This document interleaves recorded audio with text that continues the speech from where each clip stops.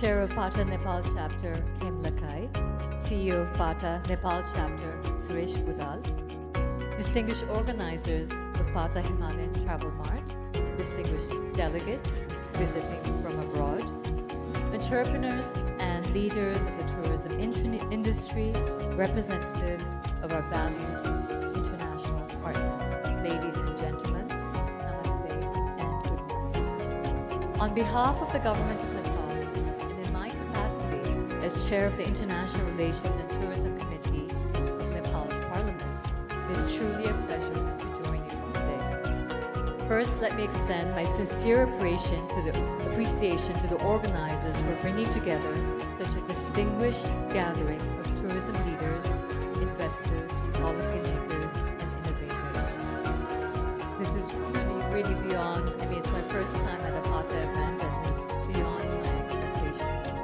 And to our international guests who have traveled all over around the world, thank you for choosing Nepal and for taking the time to engage with us. Your presence here is in some ways a vote of confidence in Nepal and in the future of our tourism sector. Does this sound okay? Is it too loud? Okay? I hope those of you who have visited before have noticed something different this time. I hope you notice the sense of momentum, the feeling that Nepal may be entering a new phase. There's a new generation in charge. We now have a stable government with a genuine focus on good governance and economic development. A government that recognizes that tourism must be at the center of Nepal's economic transformation. It is truly an exciting time to be in Nepal and an exciting time to have this kind of conversation. Distinguished guests, all of us in this room recognize Nepal's extraordinary tourism potential. But sometimes it takes outsiders to remind us just how fortunate we are. I remember conversations with friends from Bhutan in the 1990s when they were just developing their tourism strategy. They would tell us, you Nepalis have everything. You have Everest, Lumbini, Pashupatinath, Bodha, Muktinath. Similarly, friends from Sri Lanka at that time, even during difficult periods in their own country's history, like the Civil War, would often say, we have beaches. Nepal has an entire world of experience. And they were right. Few countries possess such diversity within such a compact geography. Yet, if we are being honest with ourselves, potential alone is not enough. The honest question is why we haven't fully realized it and what we're going to do differently now. How do we convert that potential into something tangible? What is our vision for Nepal's tourism industry in this fast-changing landscape? I'm pleased to share that Nepal's long-awaited tourism policy bill has now been tabled in Parliament and will soon come to us before our committee for detailed review. It's coming to us after 47 years. This is perhaps the most consequential legislative opportunity the sector has seen in years. As I keep saying in our parliamentary committee meetings, our goal should not simply be to regulate tourism. Our goal should be to envision the future of what that tourism might look like for Nepal. The law we shape must be forward-looking and practical.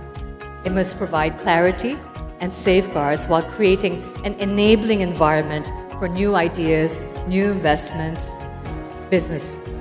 tourism business people. And most importantly, our new tourism bill must be and hopefully will be centered on two pillars. One, the tourist, the visitor experience, and two, the well-being of the people most affected by tourism, our mountain and rural communities, our cultural custodians, and the businesses that form the backbone of this economy.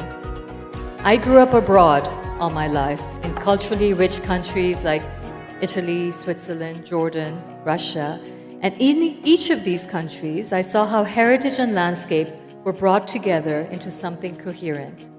Every museum, every piazza, every signposted route does a job.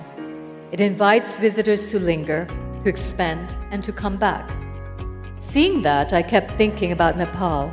We have such extraordinary material. natural and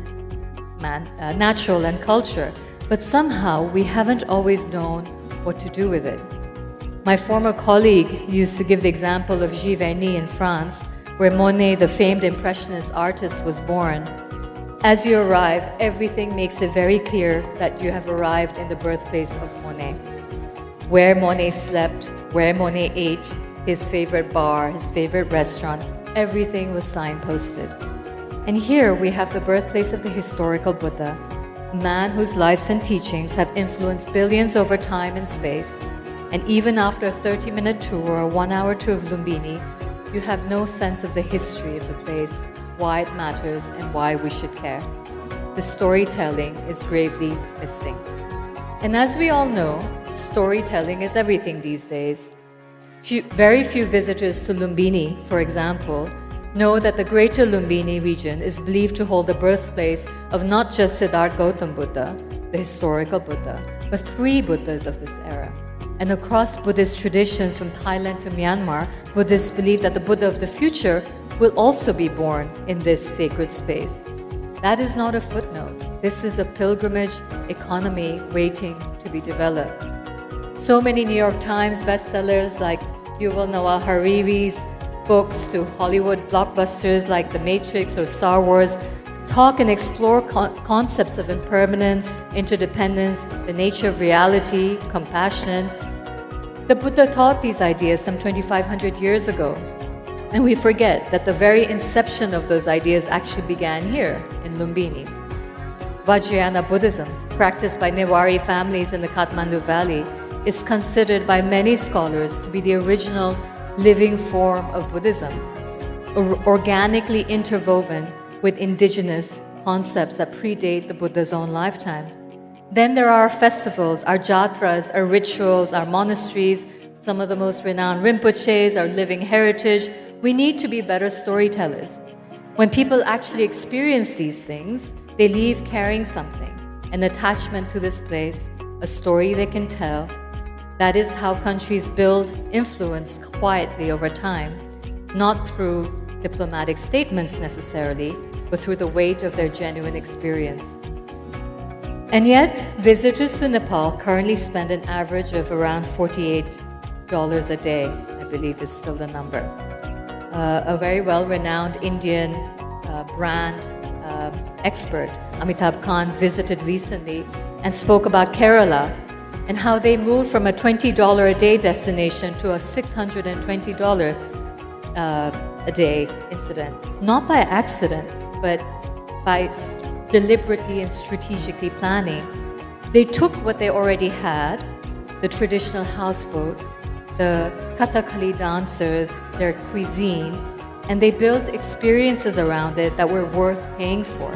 Sri Lanka did the same. So when I want to ask the room directly, what is the number we're looking for in Nepal in terms of visitors, what are we aiming for, and by when? I'll be honest, there's something I generally value about the organic way that Nepal's tourism has developed. With minimal government support, the private sector here has created some extraordinary experiences. But if we are serious about where we want to go, more visitors, higher yield, better distribution of benefit, then we can't continue to be so ad hoc in a way. We need to coordinate. We need to be deliberate. We need to plan. We need to be strategic. Nepal's new story should not be a difficult destination for budget travelers anymore, but a sacred landscape unlike anywhere on earth.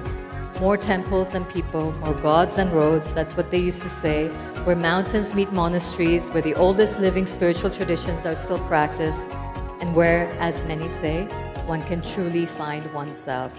This is a story worth a premium. This is a story worth telling on the world stage. We are already, as a government, moving in this direction. It's just been 2 months, but under the government's recently announced Dev Bhumi campaign, we are investing in spiritual and pilgrimage tourism rooted in our culture. We're preparing a dedicated wellness year and positioning Nepal's traditional healing and nature-based restoration as a serious global offering. And we're building towards Visit Nepal Year 2027, not as a marketing slogan, but as a moment to present the full range of what this country actually is. The tourism bill that we are working on gives us this framework. Raising standards on safety, training, and digital presence gives us the foundation. Developing culturally immersive homestays, wellness retreats, curated pilgrimage circuits, products that justify the premium pricing and earn return visits. What you bring to this room, your experience, your honest criticism, your willingness to pilot new models, is what makes that framework useful rather than just a bill. I look forward to hearing more about the conversations you have here. Thank you to the organizers of PATA Himalayan Mart, and thank you all for truly being here.